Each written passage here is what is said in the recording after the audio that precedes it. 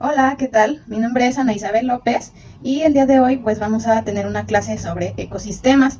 Vamos a empezar la presentación de la clase de ecosistemas y bueno, vamos a ver en esta clase qué son los ecosistemas. Vamos a definir qué son los ecosistemas. Vamos a ver cómo están conformados y vamos a ver también el flujo de energía, cómo se va dando este intercambio de energía a lo largo de todo el ecosistema, entre el ambiente y pues los seres vivos, las plantas, los animales. También vamos a clasificar los tipos de organismos de acuerdo a su alimentación. Vamos a ver también la red trófica. Vamos a ver también tipos de ecosistemas. Y vamos a ver también los biomas. Bueno, ahora sí vamos a darle acá. Bueno, entonces primeramente vamos a definir qué son los ecosistemas.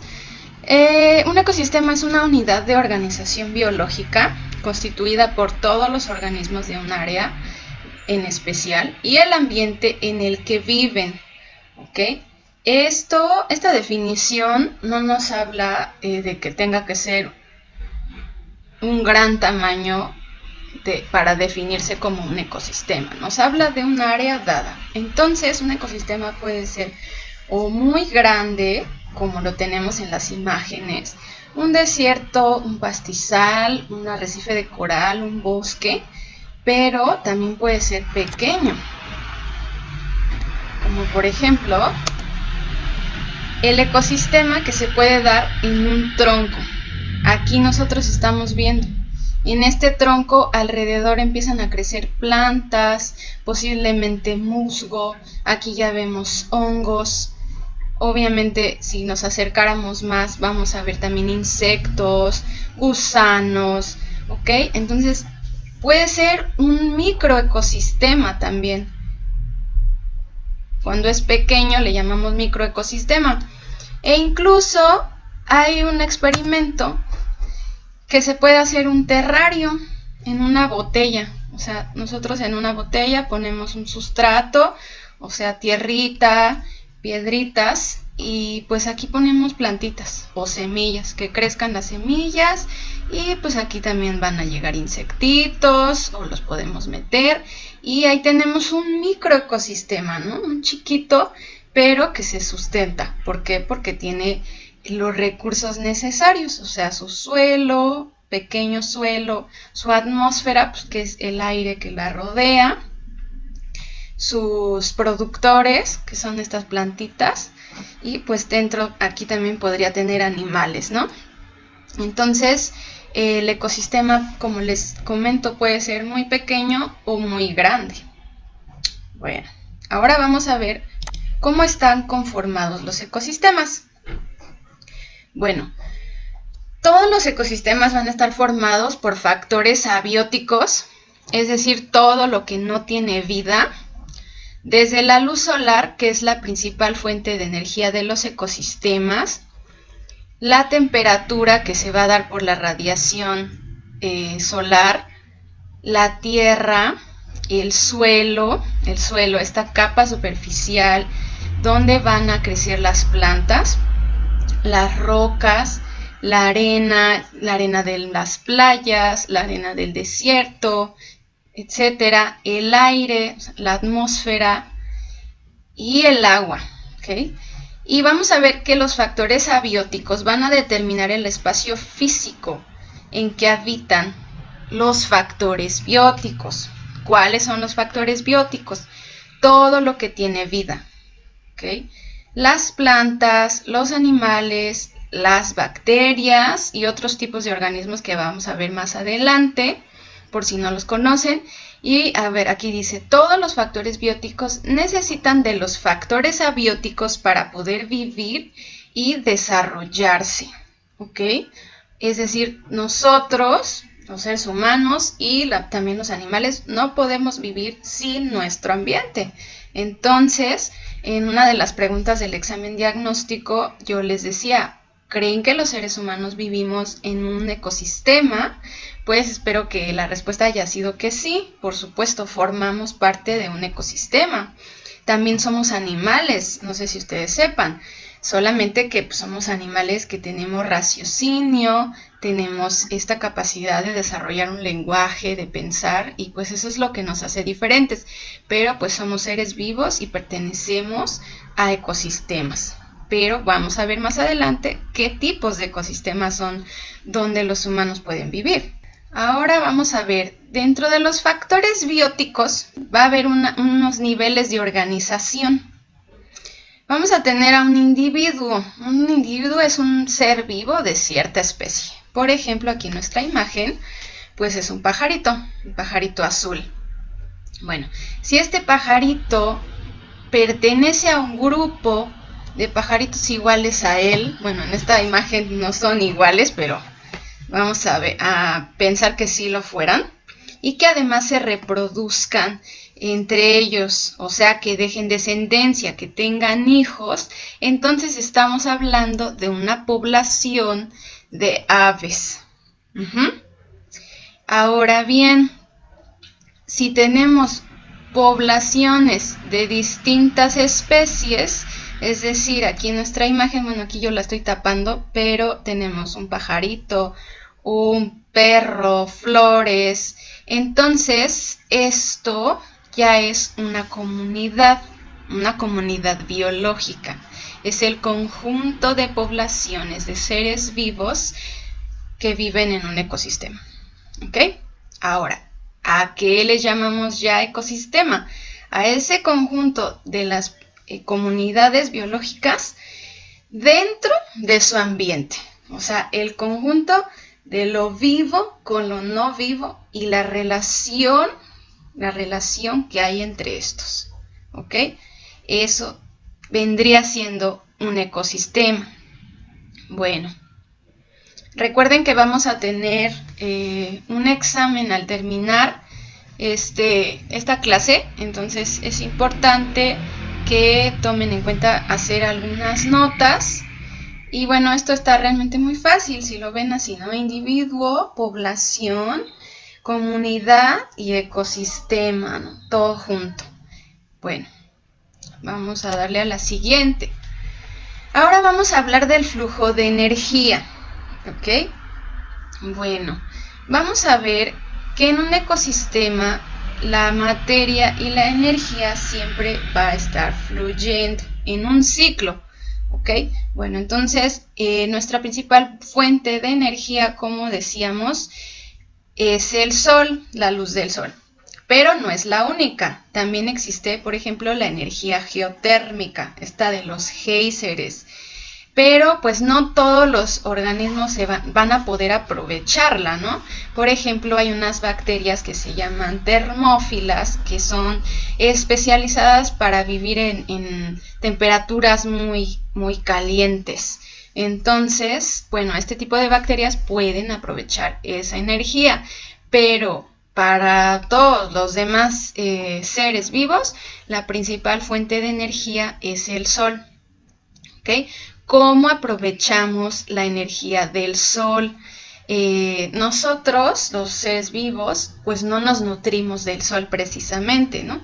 Sí sirve para fijar algunos nutrientes como el calcio, vitaminas, pero no quiere decir que obtengamos nuestros nutrientes del sol.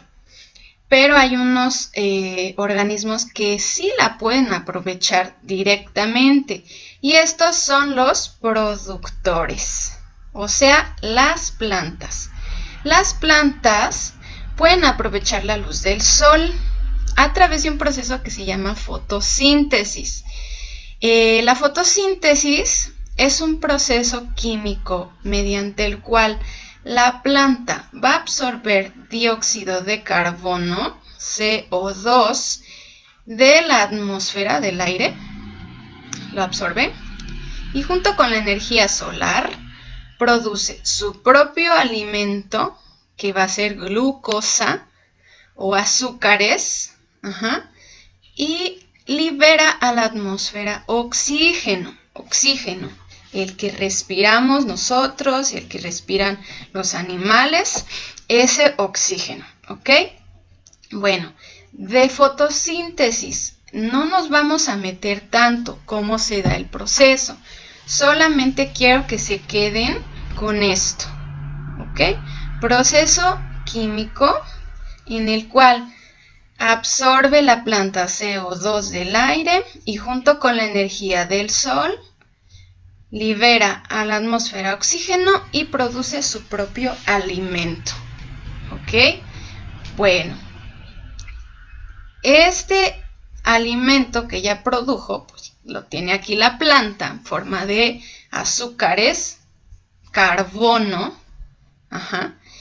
y va a llegar un consumidor primario.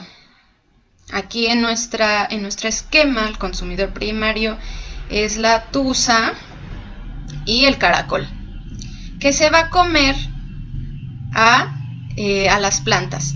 Y entonces va a transferirse esa energía y esa materia. ¿Ok? Bueno, luego va a llegar un consumidor secundario. Aquí nosotros tenemos a la tortuga, al gato y a la serpiente. Se va a comer a este consumidor primario y también se va a transferir materia y energía. Bueno, después va a llegar un consumidor terciario. En esta imagen es esta ave rapaz. Se va a comer a la tortuga, al consumidor secundario, y también va a haber una transferencia de energía y de materia. Bueno, en cada etapa de transferencia de energía, vamos a ver que solo se va a transferir el 10% de esa energía. ¿Por qué? Pues porque el sistema no es tan eficiente, ¿no? Hay pérdida de energía en el metabolismo, o sea, en la digestión de este alimento para absorber los nutrientes. También va a haber pérdida en los desechos, orina y heces. En las mudas de las serpientes, mudas de piel, mudas de plumas, también ahí va a haber pérdida de energía. Entonces, solamente se transfiere un 10%. Bueno, y en último lugar, pero no menos importante, vamos a tener a los descomponedores. Los descomponedores van a deshacer la materia en putrefacción y la van a convertir otra vez en sales y minerales para que puedan ser absorbidos por la planta desde el suelo. ¿Ok? Estos descomponedores también los vamos a ver un poquito más adelante cuando clasifiquemos para que vean quiénes son. Bueno, entonces ahora aquí hablamos del carbono.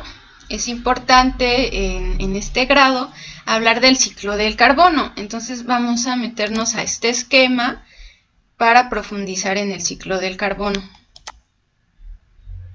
Okay, aquí tenemos el ciclo del carbono. Bueno, vamos a ver. En el ciclo del carbono vamos a tener lo que les decía.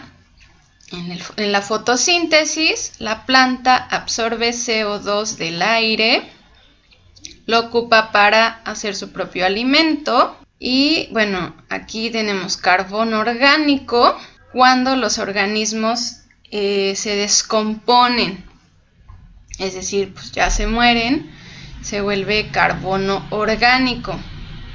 ¿Ok? Organismos muertos y productos de desecho. No sé si ustedes sepan, pero el petróleo pues tiene este origen.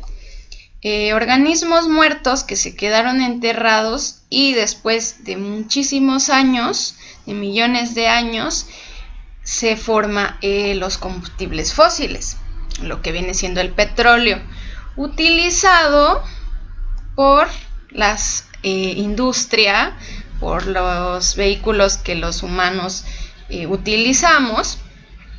Y bueno, vamos a ver que la industria también va a producir en sus emisiones carbono. Entonces, parte de las emisiones de las fábricas, de la industria, es el monóxido de carbono. Este gas negro, que de hecho es venenoso, bueno, es tóxico en grandes cantidades y se respira por un tiempo prolongado. Bueno, parte de este carbono también se va a integrar al ciclo, además de la respiración de los animales y de las plantas, de las raíces, que se da pues, bajo la tierra. Nosotros respiramos oxígeno, inhalamos oxígeno y exhalamos dióxido de carbono, ¿ok? Y así se cierra el ciclo de carbono, ¿ok? Entonces vemos que tenemos la fuente de la respiración de los animales, de las raíces de las plantas, de los organismos que se descomponen aquí en el suelo y también en el aire, de las emisiones de vehículos y fábricas. Ahora vamos a hablar del ciclo del agua. Ustedes supongo que ya conocen los 3 estados físicos del agua: líquido, gaseoso y sólido, ¿ok? Bueno, entonces vamos a ver cómo se da esto en la naturaleza.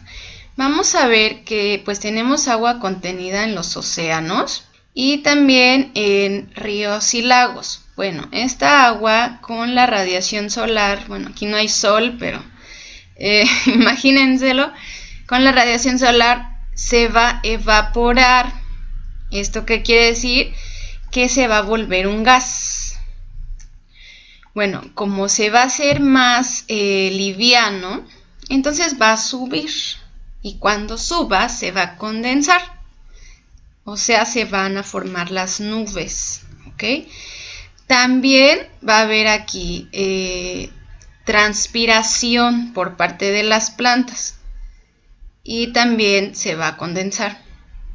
Así como también va a haber sublimación. Sublimación es pasar del estado sólido, o sea, de nieve, a un gas. Y también se va a condensar. De esas 3 fuentes viene pues el agua contenida en la atmósfera, o sea, en las nubes. ¿Ok? Bueno, después, si estas nubes chocan, entonces van a precipitar. Precipitación, o sea, que va a llover. Y cuando llueve vamos a tener de 3 opciones. Agua que se va a congelar en las montañas por las temperaturas tan bajas, y entonces va a ser el agua contenida en la nieve. Agua que se va a escurrir a través del terreno y va a llegar una parte a formar cuerpos de agua, ríos o lagos, pero otra parte se va a infiltrar en el suelo, ¿ok? Se va a infiltrar en el suelo y va a formar, pues, ríos subterráneos, cenotes, ¿ok? Y esta va a ser el agua subterránea almacenada, ¿ok? Pero parte de esta también va a llegar finalmente otra vez a los océanos, ¿ok? Y así se cierra el ciclo del agua. Bueno, vamos a tener que no importa que el agua sea dulce o salada, de todos modos va a participar en este ciclo del agua. ¿Ok, chicos? Bueno, ahora vamos a hablar de la clasificación. Voy a moverme de aquí porque creo que estorbo un poco. Vamos a tener 2 grandes clasificaciones de acuerdo a la alimentación de los organismos. Primero vamos a tener a lo que son los autótrofos, o bien llamados productores, ¿ok? En los productores, como les decía, tenemos a las plantas, pero no solo las plantas, también tenemos a las algas marinas o algas de agua dulce, y también tenemos a las cianobacterias, ¿ok? Las cianobacterias son seres unicelulares que también hacen fotosíntesis, o sea, también producen su propio alimento. Y las algas las separamos de las plantas porque pues no son iguales, ¿ok? Las algas no son plantas. Bueno, ¿cuáles son las características de los autótrofos? Bueno, ellos producen su propio alimento a partir de energía solar y dióxido de carbono y producen o liberan oxígeno en el proceso llamado fotosíntesis, ¿ok? Vamos a recordar eso. Y vamos a tener también a los organismos heterótrofos, o bien llamados consumidores. Bueno, en los heterótrofos vamos a encontrar a los animales, a los hongos. A los hongos vamos a encontrar pues los hongos que tienen un cuerpecito como tal, como los champiñones, son los más comunes. Pero también vamos a encontrar a los hongos como el moho, o sea, esa capita que se le hace a los alimentos. Cuando dejas algo por mucho tiempo olvidado en el refrigerador, que se vuelve verde, bueno, eso es el moho y es un hongo. También lo vamos a encontrar aquí. A los protozoarios, que son organismos unicelulares, que son como el origen, los ancestros de los animales. ¿Okay? Ellos solamente tienen una célula y también se alimentan de otros organismos, por lo cual lo vamos a encontrar en los autótrofos. Y a las bacterias, ¿ok? Ah, caray, pero ¿no me había dicho que las cianobacterias estaban en los autótrofos? Bueno, este tipo de organismos, las bacterias, son los únicos que vamos a encontrar ya sea como organismos autótrofos o como organismos heterótrofos, ¿ok? Eso es una pregunta que viene en el examen. ¿Cuáles son los únicos organismos que podemos encontrar autótrofos y heterótrofos? Y pues son las bacterias, son organismos unicelulares. Son estas bacterias en las cuales hablamos que te puedes enfermar porque tiene bacterias. Bueno, hay bacterias que son patógenas, que pueden hacer daño, pero también hay bacterias buenas, ¿no? Que se le llaman. Y son las que están, por ejemplo, en la flora intestinal y que nos permiten digerir cierto tipo de alimentos. Bueno, ahora, ¿cuáles son las características de los heterótrofos? Se alimentan de otros organismos o de compuestos, pero no hacen su propio alimento.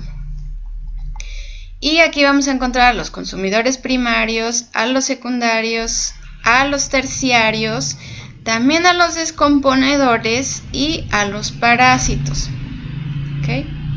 Ahora, si nos adentramos en los heterótrofos, vamos a poder dividirlos, como les decía, en consumidores primarios. Aquí vamos a incluir a los herbívoros, organismos que se alimentan de solamente plantas, como este conejo y la vaca. Y también vamos a encontrar a los omnívoros, ¿ok? Animales que se alimentan de plantas y animales. Aquí, por ejemplo, tenemos este osito. Se alimenta de plantas y también de animales. Ahora, también lo vamos a encontrar como consumidor secundario a los omnívoros. Es decir, si en cierto momento el oso se alimenta de plantas, lo vamos a considerar un consumidor primario. Pero si se está alimentando de animales, entonces lo vamos a considerar como un consumidor secundario. ¿Ok?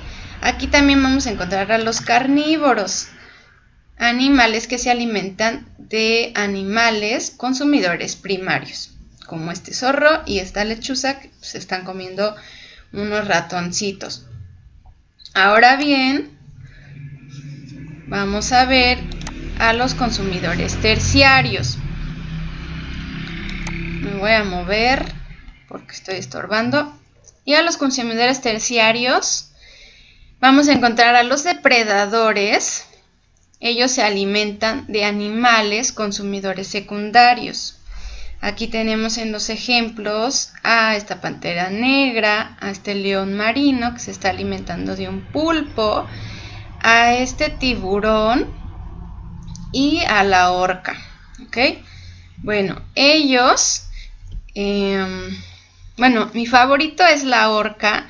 A este organismo se le llama depredador tope porque a su vez ya no tiene otro depredador. ¿Ok? Es uno de mis favoritos.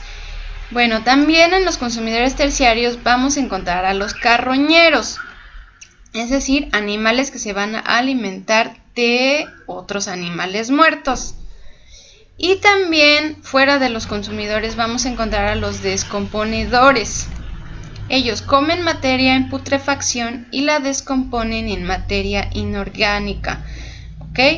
En los descomponedores vamos a encontrar a los que vamos a ver a simple vista, como este escarabajo que come heces, o a los hongos, también los podemos ver fácilmente. Pero también en los descomponedores vamos a encontrar a las bacterias, ¿ok? Estas bacterias de las cuales les hablaba anteriormente, bueno, esas y otras, ¿no? Y son muy importantes en los ecosistemas porque ellos van a intervenir en ciclos biogeoquímicos muy importantes y van a descomponer esa materia en putrefacción en minerales que van a poder ocupar otra vez las plantas, ¿ok? Minerales o compuestos, ¿ok? Bueno, y por último vamos a hablar un poquito de los parásitos. Ellos son organismos que viven sobre un organismo huésped o en su interior y se alimentan a expensas del huésped. ¿Ok?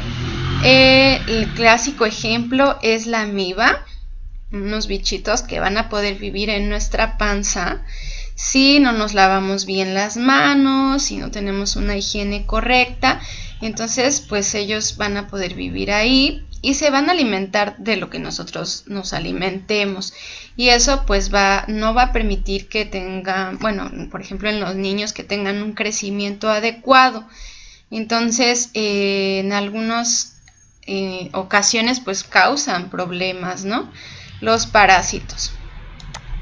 Bueno, hasta aquí vamos a dejar esta sesión.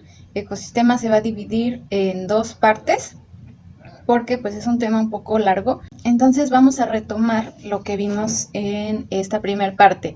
Vimos lo que fue el concepto de ecosistema, vimos cómo están compuestos los ecosistemas, cómo están conformados, vimos el flujo de energía, donde vimos el ciclo del carbono y el ciclo del agua, y vimos los tipos de organismos de acuerdo a su alimentación. ¿Okay? Y la siguiente clase vamos a hablar de la red trófica y de los tipos de ecosistemas. Bueno, les agradezco mucho que hayan estado en esta clase. Espero que les haya gustado, que no la hayan sentido muy tediosa. Y nos vemos pronto. Nos vemos en la siguiente parte.